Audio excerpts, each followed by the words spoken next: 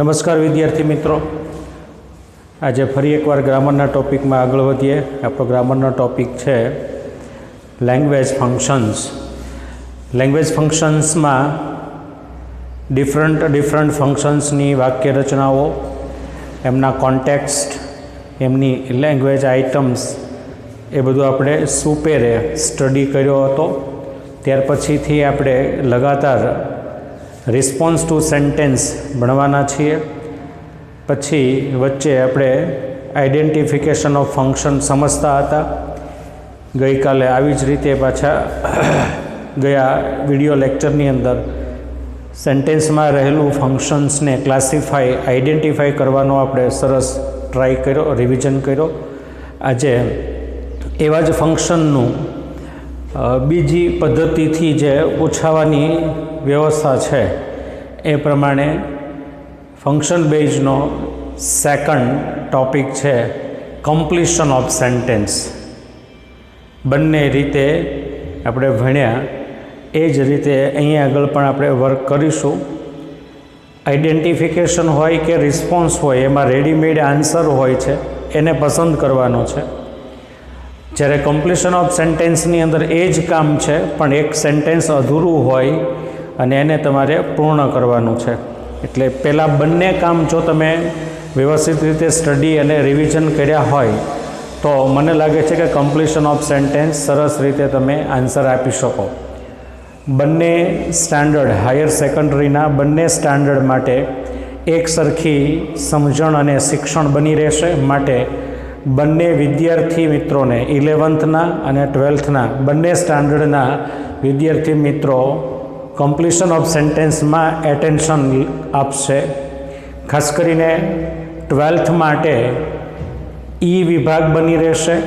5 marks હશે. Question number 52થી લઈ અને 56 સુધીના હશે. 11થની અંદર 4 માર્ક્સ હશે. ક્વેશ્ચન નંબર ઓછા હશે. બાકી આ જ ફંક્શન્સ થોડા 2 કે 1 ઓછા પૂછાશે. એટલે એ પણ તમને વારંવાર કહેતો હોઉં છું, જેથી કરીને બંનેને માનસિક રીતે એ સમજ રહેશે. હવે કમ્પ્લીશન ઓફ સેન્ટેન્સ કરીએ એ પહેલાં ભાષાકીય, શાબ્દિક અને વ્યાકરણની સમજ આપણી અંદર હોવી જોશે. એટલે શરૂઆતમાં જ આપણે ડુ એઝ ડાયરેક્ટેડ ભણી લીધા છે, જેમાં સિમ્પલ પ્રેઝન્ટ ટેન્સથી લઈ અને 4 પ્રેઝન્ટ, 3 પાસ્ટ અને 2 ફ્યુચર ટેન્સનો મેક્સિમમ ઉપયોગ હોય છે. અને ગ્રામરની દ્રષ્ટિએ આ 9 જે ટેન્સ થયા એ બેઝની ડિફરન્ટ સેન્ટેન્સ અને ગ્રામેટિકલ ટોપિક્સ આપણા અભ્યાસક્રમની અંદર સામાન્ય પ્રવાહમાં અથવા તો સેકન્ડ લેંગ્વેજની અંદર સેટ થતા હોય છે. જ્યારે એ સિવાયની શબ્દ ભંડોળની સમજ હોવી જોઈએ, આર્ટિકલની સમજ હોવી જોઈએ, પ્રેપોઝિશનની સમજ હોવી જોઈએ, કન્જક્શનની સમજ હોવી જોઈએ, કર્તા ક્રિયાપદ કર્મની સમજ હોવી જોઈએ, વોઇસની સમજ હોવી જોઈએ, નેગેટિવ પેસિવની સમજ હોવી જોઈએ, પ્રશ્નો વિધાનની સમજ હોવી જોઈએ, અલ્પવિરામ પૂર્ણવિરામ, કનેક્ટર્સની, કન્જક્શન્સની, સિંગ્યુલર પ્લુરલની, પ્રોનાઉનની, જીનેટિવ્સની, એફોસ્ટ્રોફી એસવાળી વાત છે, ઓફ કરીને, નોની નુના, પછી કર્મ વિભક્તિ, સંબંધક વિભક્તિ, કર્તા વિભક્તિ, આઈ, વી, યુ, હિશીટ, એમ સમગ્ર આ જે વાક્ય રચનાઓ છે, પાર્ટ ઓફ સ્પીચ છે, એની આપણે સમજ હશે તો જ આપણે વાક્ય છે બોલી શકીએ છીએ. વારંવાર કહેતો આવું છું તમને કે 4 બેઝિક સ્કિલ છે અને એ સ્કિલની વચ્ચે વાક્ય ડોમિનન્ટ હોય છે. એટલે 4 સ્કિલમાં તમારે વાક્યનું પ્રયોજન કરવું પડતું હોય, અભિવ્યક્તિ કરવી પડતી હોય છે.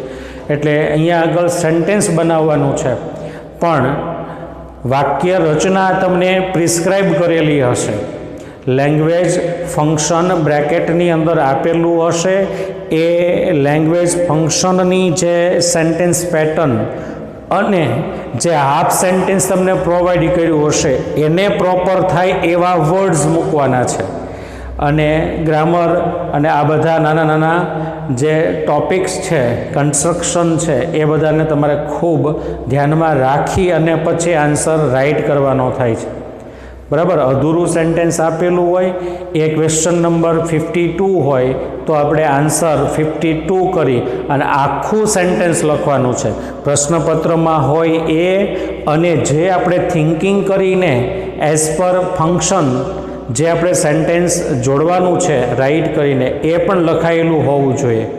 અને હું તો એવું કહીશ કે જેટલો સેન્ટેન્સ તમારા આન્સરનો આવે છે એટલો પાર્ટ પેન્સિલથી અંડરલાઇન પણ કરવો. મિનિમમ 1 લીટી તો છોડવાની રહેશે જ. 2 લીટી છોડો તો વધારે સારું, 1 લીટી તો ફરજિયાત છોડી દેવાની જ રહેશે. 12મા ધોરણની અંદર હોવ કે 11thની અંદર હોવ, બંને એક્ઝામ ટીચર જ લેવાના છે, બંને બરાબર સ્ટાન્ડર્ડની ટીચર જ પેપર ચેક કરવાના છે. એટલે 11thમાંથી જો હેબિટ પડી જશે તો 12મા ધોરણની અંદર વધારે માર્ક્સ આવશે. એટલે બંને મિત્રો ખાસ આવી બધી વાત છે એને ધ્યાને લેશે અને એ પ્રમાણે સરસ રીતે આન્સર આપશે. કમ્પ્લીશન ઓફ સેન્ટેન્સની અંદર complete the following sentence using the functions આવી સૂચના આપેલી હશે. એમાં મુખ્ય વાત વાક્ય બનાવવાની છે, ક્લોઝ બનાવવાની છે. અધૂરું વાક્ય પૂરું થાય તો ત્યાં તમારે જરૂરી એવા સેન્ટેન્સના ફંક્શન પ્રમાણે જરૂરી એવા કનેક્ટર્સ પણ કદાચ મૂકવા પડે એમ હોય, અથવા તો અધૂરા વાક્યનો જે ભાગ છે ત્યાં કર્તા આવતું હોય, ક્રિયાપદ આવતું હોય, કર્મ આવતું હોય કે અન્ય શબ્દો જે ઘટતું હોય એ મૂકવાનું થાય છે. બરાબર, એટલે ખાસ જ્યાં જ્યાં અધૂરો ભાગ છે ત્યાં અંદાજે તમને સમજ હોવી જોઈએ કે અહીંયા આગળ તમારે એક નાનકડું ક્લોઝ બનાવવાનું રહેશે. એવરી સેન્ટેન્સની અંદર ક્લોઝ ન હોય પણ એક વાક્યના નિર્માણમાં ઘટતું હોય એટલું તો તમારે એડ કરવાનું છે. 2 ક્લોઝવાળું ફંક્શન હોય તો 1 ક્લોઝ આપેલું હોય તો ઓબ્વિયસલી 1 ક્લોઝ બનાવવાનું છે, અને ક્લોઝ વગરનું એક લાંબુ સેન્ટેન્સ હોય તો એમાં કર્તા અને ક્રિયાપદ આપ્યા હોય તો કર્મ અને અન્ય શબ્દો મૂકવાના છે. બરાબર, વાત તો એની જ બની રહેશે. એટલા માટે પહેલું સેન્ટેન્સ છે વી આસ્ક્ડ ધેમ. પછી પાર્ટ ઓફ સેન્ટેન્સ અનકમ્પ્લીટ છે, તમને ફંક્શન આપ્યું છે રિપોર્ટિંગ. હવે જો તમે રિપોર્ટિંગ બરાબર સમજ્યા હોવ, બરાબર આઇડેન્ટિફિકેશનમાં અને રિસ્પોન્સ ટુ સેન્ટેન્સમાં, એના પહેલાં જે આપણે ઇન્ટ્રોડ્યુસ કર્યું હોય ફંક્શન, આ ત્રણેયમાં તમે સરસ રીતે વર્ક કરેલું હશે તો તરત જ તમને એની વાક્ય રચના છે એ યાદ આવી જશે, એનું લેંગ્વેજ આઇટમ છે એ પણ યાદ આવી જશે. તમે તમારા પોતાના વિચારો મૂકી શકો છો, પણ છતાંય ફંક્શનની મર્યાદામાં રહીને અને જે અનકમ્પ્લીટ સેન્ટેન્સ છે, અધૂરી વાત છે, એને પ્રોપર થાય એવા શબ્દ મૂકવાના છે. તમને હું અમરેલીથી એમ કહું કે લાઠી જવાનું છે તો તમારે લાઠીના રસ્તે જ ચાલવું પડશે. બરાબર, પછી તમે ચિત્તલના રસ્તે ચડશો તો લાઠી નહીં આવે. એવી રીતે તમે કાર લઈને જાઓ, બાઇક લઈને જાઓ, બસમાં જાઓ કે ચાલીને જાઓ, એ તમારો પ્રશ્ન છે, પણ મારે લાઠી પહોંચાડવું જોઈએ એટલે લાઠીના રસ્તે જ તમારે ટ્રાવેલ કરવી પડે છે. બીજા રસ્તે ચડશો તો જવાબ મળશે નહીં. પછી કોઈ કારમાં જશે, કોઈ બાઇક લઈને જશે, એમ શબ્દો તમે ભલે ગમે તે વાપરો પણ લાઠી રોડ ઉપર ચાલવાનું છે. એટલે કે જે લેંગ્વેજ ફંક્શન છે એનું જે સેન્ટેન્સનું સ્ટ્રક્ચર છે એને તો તમારે પ્રોપર ફોલો કરવાના જ છે. અને એ ઉપરાંત આરટીના નિયમો હોય, બરાબર, આરટીઓના નિયમો એ પ્રમાણે તમારે રોડ ઉપર હાલવું પડશે. એમ ટેન્સ વોઇસના જે નિયમો છે એને પણ ધ્યાનમાં રાખી અને તમારે કામ કરવાનું છે. કમ્પ્લીશન ઓફ સેન્ટેન્સ, પછી ડુ એઝ ડાયરેક્ટેડ અને ડાયરેક્ટ ઇનડાયરેક્ટ. મારા મત પ્રમાણે બંને 3 ટોપિક છે, બંને ધોરણના મિત્રોએ ખૂબ ધ્યાન આપવું પડે એવું છે. બાકી ઇંગ્લિશમાં એટલું બધું આ 3 ટોપિકને બાદ કરો લગભગ કાંઈ એક્સ્ટ્રા વર્ક કરવું પડે, જેને આપણે ડિફિકલ્ટ શબ્દ કદાચ વાપરીએ તો એ આ 3ને બાદ કરતાં એક પણ ટોપિકની અંદર તમે ડિફિકલ્ટ છે, નથી સમજાતું એવું બોલી ન શકો. આમાં થોડું વર્ક કરવું પડશે, સેન્ટેન્સ પેટર્નને ધ્યાનમાં રાખવી પડશે. ખૂબ જેને કહેવાય ને કે વર્ક કરવાવાળો, સતત હાર્ડવર્ક કરવાવાળો, પ્રિપેર કરવાવાળો, કન્ટિન્યુઅસ રિવિઝન કરવાવાળો વિદ્યાર્થીની હશે એ વધારે આમાં માર્ક્સ મેળવી શકશે. પછી સંયોજક તરીકે ધેટ જ આવશે એટલે આપણે ધેટ મૂક્યું છે. કદાચ અહીંયા ધેટ તમને આપે, હું બંને રીતે તમને મેં અહીંયા આપેલા છે, બંનેની હેબિટ પડે એટલા માટે. તો રિપોર્ટિંગ પ્રમાણે સંયોજક ધેટ મૂકવાનું, પછી કર્તા મૂકવાનું, ક્રિયાપદ મૂકવાનું, કર્મ મૂકવાનું છે.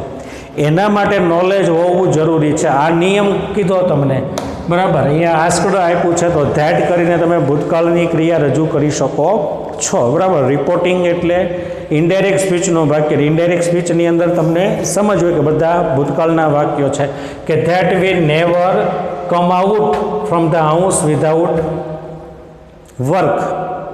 આજના પ્રસ્તુત પરિસ્થિતિ પ્રમાણે વી આસ્કડ ધેમ, અમે તેમને પૂછ્યું હતું, અમે તેમને કહ્યું હતું કે ભાઈ તમારે છે કામ વગર ઘરની બહાર નીકળવું ના જોઈએ. We never come out from the house without work. કામ વગર આપણે ઘરની બહાર નીકળવું ના જોઈએ. આ એ મારો વિચાર છે. એવી રીતે તમે તમારા વિચાર મૂકી શકો છો. 15 વિદ્યાર્થી ક્લાસમાં હોય તો આ વાક્યમાં 15 શબ્દો ડિફરન્ટ હશે. મિનિમમ સહેલું વાક્ય ઇઝી થાય એવું તમારે સેન્ટેન્સ ઘટતું હોય એ અહીંયા સંધાડવાનું છે. સંધાડવા માટે કન્જક્શન મૂકો અને પછી કર્તા ક્રિયાપદ અને કર્મ મૂકો. બરાબર, ત્યાર પછી છે યુ વુડ રાધર. તરત જ યાદ આવી જવું જોઈએ. ચોઈસનું ફંક્શન છે. વુડ રાધરની વાક્ય રચના આપણે શીખ્યા છીએ. તો અહીંયા આગળ સીધો જવાબ લખ્યો છે વુડ રાધર, પછી લર્ન, પછી એટ હોમ, પછી એની સાથે પેરમાં સંયોજક આવે છે ધેન. તો you would rather learn at home than wait to learn in regular school. આજે અમે અનુભવ કરીએ છીએ કે 70% વિદ્યાર્થીઓ છે એ શાળા શરૂ થાય પછી ભણવાની બરાબર શરૂઆત કરશું એવી વેઇટ કરીને બેઠા છે. તો આ સેન્ટેન્સ એવું કહે છે કે ભાઈ રેગ્યુલર શાળામાં ભણવાની વેઇટ કરવા કરતાં બરાબર ઘરે ઓનલાઈન તમારે ભણવાનું ચાલુ કરી દેવું જોઈએ અથવા તો ચાલુ કરવું વધારે સારું છે. વુડ રાધર, પછી ક્રિયાપદ આવે શીખવું. શીખવાની જગ્યાએ તમે બીજું કોઈ પણ ક્રિયાપદ મૂકી શકો, એ તમારી વિવેક બુદ્ધિ પ્રમાણે છે. બરાબર, learn at home than wait to learn in regular school. જેટલી સમજ એ પ્રમાણે શબ્દો, બરાબર, શબ્દ સમૂહો, proverb, article, preposition, conjunctions, clauses, connectors use કરીને સેન્ટેન્સને તમે લંબાણપૂર્વક એક્સટેન્ડ કરી શકો છો. થર્ડ સેન્ટેન્સ છે કે 5 ટેરરિસ્ટ વેર, ધેન સેન્ટેન્સ અનકમ્પ્લીટ છે. બ્રેકેટમાં તમને કીધું છે ડુ ઓર નોટ ઇમ્પોર્ટન્ટ. આ વાક્યની અંદર ડુ ઓર નોટ ઇમ્પોર્ટન્ટની રચના પ્રમાણે તમારે સેન્ટેન્સ ફિનિશ કરવાનું છે. પેસિવ રચના છે. અહીંયા વેર પછી V3 આવશે એટલે કિલ્ડ મૂક્યું ઇન જમ્મુ એન્ડ કાશ્મીર. સાવ સહેલું છે. બરાબર, 5 terrorist were killed in Jammu and Kashmir. આની અંદર કોણે માર્યું એવું કીધું નથી, એટલે પેસિવ રચના છે. ડુઅર ઇઝ નોટ ઇમ્પોર્ટન્ટ, તેનો મતલબ પેસિવ રચના. બરાબર, પછી છે Radhika was not only dancer connecting data. Not only અને બટ ઓલ્સોની પેર છે, આઈધર અને ઓરની પેર છે. એમ નોટ ઓનલી ને બટ ઓલ્સો આ શબ્દ યાદ રહી જ જવો જોઈએ. કનેક્ટર છે, એકની સાથે બીજી વસ્તુ જોડી આપે છે એટલે એને આપણે કીધું છે કનેક્ટિંગ ઇન્ફોર્મેશન, કનેક્ટિંગ ડેટા. એક કરતાં વધારે નામને જોડે, એક કરતાં વધારે ક્રિયાને જોડે, એક કરતાં વધારે એક્સપ્રેશન્સને જોડે, સિન્થેસિસ ઓફ એક્સપ્રેશન્સ, એક કરતાં વધારે માહિતીને જોડે, જેમાં સંયોજકે હોય અને બીજા કનેક્ટર્સ પણ હોય છે. ખાસ વારંવાર યાદ રાખજો. 4th 5મી વાર આ શબ્દ બોલું છું. Radhika was not only dancer but also good singer. વાત પૂરી. રાધિકા માત્ર સારી ડાન્સર નથી, સાથે સાથે તેણી સારી ગાયક પણ છે. માત્ર ડાન્સર નહીં, ગાયક પણ. તો ડાન્સર અને ગાયક બંનેને નોટ ઓનલી બટ ઓલ્સો જોડે છે. માટે આ સેન્ટેન્સ છે એ કનેક્ટિંગ ડેટાનું છે. ખૂબ ઇમ્પોર્ટન્ટ છે, લાઈફ ટાઈમ ઉપયોગી છે. આમાં એક પણ સેન્ટેન્સ જો કોઈ એમ કે ઉપયોગ વગરના છે, બરાબર, તો એ વસ્તુ ખોટી છે. પરીક્ષા માટે અને પરીક્ષા પૂરી થઈ ગયા પછી લાઈફ ટાઈમ માટે આ જે તમે લેંગ્વેજનું નોલેજ અને લેંગ્વેજના જે ફંક્શન શીખી રહ્યા છો, લેંગ્વેજના ફંક્શન એટલે અંતે મારા અને તમારા ફંક્શન. લેંગ્વેજ એક અભિવ્યક્તિનું માધ્યમ છે ને મારી અભિવ્યક્તિ બીજા સાથે એટલે મારું પોતાનું કામ પૂરું પડે છે. મારે કોઈ વ્યક્તિની વધારે વાત કરવી છે તો આવી રીતે હું બોલી શકશું કોઈ પણ વ્યક્તિ માટે, મારા મિત્ર માટે, અને એને મારી આ વાતથી સારું લાગશે તો એનો બેનિફિટ મને જ મળવાનો છે. એટલે આ પોતાના માટે છે, યાદ રાખજો. Then 5th sentence, Sheetal used to habit of fast. તમે કોઈ પણ ક્રિયાપદ મૂકીને used to hard work in HSC exam. Sheetal નામની છોકરી છે તેણી જ્યારે એસએસસીમાં હતી ત્યારે હાર્ડવર્ક કરવાથી ટેવાયેલી હતી, બરાબર. ફંક્શન શીખવતો હતો ત્યારે બધી જ વાત કીધી તેના કોન્ટેક્સની, કે કયા કોન્ટેક્સમાં વપરાય છે. અત્યારે પછી એ રોજ એની એ વાત કરવાની હોતી નથી, બરાબર. 80% વર્ક તમારે કરવાનું છે. વી શુડ ગ્રો ટ્રીઝ, આ કરતા છે ક્રિયાપદ છે, કરતા છે ક્રિયાપદ છે, કરતા છે ક્રિયાપદ છે, કરતા છે ક્રિયાપદ, કરતા ક્રિયાપદ. અહીંયા કરતા ક્રિયાપદ, કરતા ક્રિયાપદ, કરતા ક્રિયાપદ, કરતા ક્રિયાપદ, અન્ય શબ્દો. કર્મ કદાચ ક્યારેક ન પણ હોય ક્લોઝની અંદર, એ બરાબર છે. We should grow trees so that, purpose બતાવવાનું છે. સો ધેટની પાછળ પણ એક ક્લોઝ ને આગળ પણ ક્લોઝ. અહીંયા આગળ સો ધેટ અને પછી આયુ સો ધેટ, પછી કરતા we can get air, pure air for our breadth.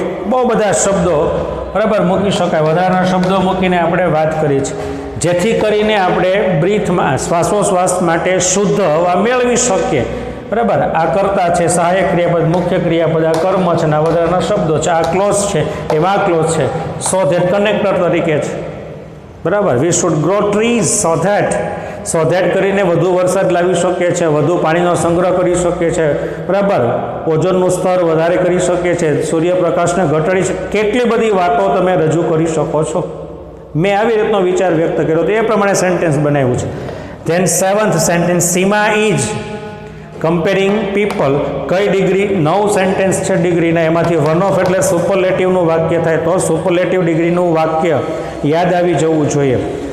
એટલા માટે આપણે આન્સર લખ્યો છે કે ભાઈ Seema is one of the cleverest girl in our class. One of પછી આર્ટિકલ ધ આવે, ક્લેવરની પાછળ સુપરલેટિવ EST લાગે અને પછી જે કંઈ વાત રજૂ કરવી હોય એ પ્રમાણે one of the cleverest girl in our class. એમ કરીને ક્લેવરેસ્ટની જગ્યાએ બીજા કોઈ પણ શબ્દો તમે યુઝ કરી શકો છો. ત્યાર પછી 8 નંબરની અંદર છે it was so difficult, result છે. યાદ કરવું પડશે રિઝલ્ટને, talking about place, person, thing ને કમ્પેરિઝન ને આ બધું, તો જ યાદ આવશે. સો ધેટ, અહીંયા આગળ ધેટ આવે તો આર યુ ધેટ, પછી ક્લોઝ આવે એટલે આર યુ કરતા. We could not answer it properly. એ એટલું બધું અઘરું હતું કે અમે પ્રોપરલી આન્સર આપી શક્યા નહીં, અમે બરાબર જવાબ આપી શક્યા નહીં. It was so difficult that we could not answer it properly. અમે એને બરાબર આન્સર આપી શક્યા નથી. આ બધા વાક્યો બનાવવાના છે જાતે. ત્યાર પછી 9th સેન્ટેન્સ છે ઓલ્ધો હી ઇઝ રીચ, બરાબર. કોન્ટ્રાસ્ટ છે, કોન્ટ્રાસ્ટ પછી ક્લોઝ આવશે. બે ક્લોઝને કોન્ટ્રાસ્ટ કન્જક્શનથી જોડવામાં આવે. Though, although, even though, yet, still, but, બંને બાજુ ક્લોઝ, વચ્ચે કન્જક્શન. અહીંયા શરૂઆતમાં કન્જક્શન છે. અલ્ધો કરતા ક્રિયાપદ કર્મ, અહીંયા અલ્પ વિરામ કરતા ક્રિયાપદ કર્મ, અહીંયા આગળ અલ્પ વિરામ. હી ઇઝ અનહેપી, વાત પૂરી. ઇન લાઈફ વધારાના શબ્દો છે, મૂકો તોય ભલે, ના મૂકો તોય ભલે. અહીંયા આગળ સેન્ટેન્સ તમારું પૂરું છે, તમારામાં કોમન સેન્સ હોય તો. યસ, સ્ટુડન્ટ્સ કેલ્ક્યુલેટ સમ્સ, વિદ્યાર્થીઓ દાખલા ગણે છે. એઝ, આ રીતે પણ આપવામાં આવે છે, આ રીતે પણ આપવામાં આવે છે, આ યાદ રાખજો. મેનર પ્રમાણે, બરાબર. Making supposition of action, making અથવા તો શોવિંગ મેનર ઓફ એક્શન, એસથી વાક્ય જોડાય છે. સ્ટુડન્ટ કેલ્ક્યુલેટ સમ, અહીંયા એઝ અને SVO, RUS, આ એસ છે, આ વી છે ને આગળ ઓ છે, વાત થઈ ગઈ પૂરી. As the teacher taught them, as the teacher taught them, as their teacher taught them. If you read, બરાબર. ઇફ યુ રીડ 11મું સેન્ટેન્સ છે, કન્ડિશન છે. ઇફ યુ રીડ કન્ડિશન છે, યુ કેન રાઇટ મોર, જો તમે વાંચશો તો વધારે ભણી શકશો.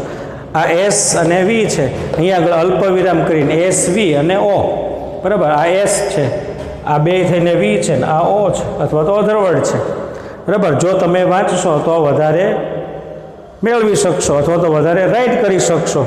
ત્યાર પછીનું છે વી શુડ, એડવાઇસ પ્રમાણે. We should advice follow RTO rules, આપણે બધાએ RTOના રૂલ્સ છે ફોલો કરવા જોઈએ. આ ક્રિયાપદ છે, આ કરતા ક્રિયાપદ, આમાં બે ક્લોઝ નથી. આ ખાસ તમારે યાદ રાખવાનું છે. હવે હું સાઈડમાં આવું છું, બધા મિત્રોને આનો સ્ક્રીનશોટ લઈ લેવો અને પછી એનું ખાસ રિવિઝન કરવું એવો મારો ખાસ આગ્રહ છે, બરાબર. તો આ 12 સેન્ટેન્સ તમારે સરસ રીતે સ્ક્રીનશોટ લઈ અને એનો સ્ટડી કરી શકાય અને રેફરન્સ બુકની અંદર પણ બધું આપેલું હોય છે. આ મારા પોતાના શબ્દો દ્વારા વાક્ય બનાવ્યા છે. એકદમ ઇઝીમાં ઇઝી સેન્ટેન્સીસનો યુઝ કરી મિત્રો અને આપણે આ વર્ક કરેલું છે જે તમને ખૂબ સરસ રીતે માઇન્ડમાં ઉતરશે અને એનું રિવિઝન કર્યા પછી તમે બુકમાં maximum sentences and exercise cover up કરો, રિવાઇઝ કરશો તો વધારે કમ્પ્લીશન ઓફ સેન્ટેન્સ ક્લિયર થશે. 5 માર્ક્સનો પ્રશ્ન છે. તમારી નાની કોઈ ભૂલ હશે તો એ કદાચ ટીચર જવા દેશે, પણ કર્તા, ક્રિયાપદ અને કર્મ અને લેંગ્વેજ ફંક્શન પ્રમાણે એની વાક્ય રચના તમારે લખેલી હોવી જોઈશે. આખું સેન્ટેન્સ પૂર્ણ રીતે લખવાનું છે. આન્સર 52 કરી અને આખું સેન્ટેન્સ એક લીટી છોડી આન્સર 53, આન્સર 54 એમ કરીને 56 સુધી 6 સેન્ટેન્સ દૂરથી પરીક્ષકને દેખાય. તમારી શાળાનો પરીક્ષક હોય કે બોર્ડની એક્ઝામનો પરીક્ષક હોય, બંને મારા જેવા શિક્ષકો જ હશે. એટલે હેન્ડ રાઇટિંગ સારું અને ડિફરન્ટ ફંક્શન્સની ખૂબ સમજ સાથે આનું રિવિઝન કરશો તો ચોક્કસપણે તમને સમજમાં આવશે. બધા સ્ક્રીનશોટ લઈ લીધા હશે અને સરસ રીતે તમે એનું રિવિઝન કરવાથી પાવરફુલ બની શકશો. આપ સર્વેના અત્રે મને સમય આપવા બદલ ખૂબ ખૂબ આભાર. ધન્યવાદ.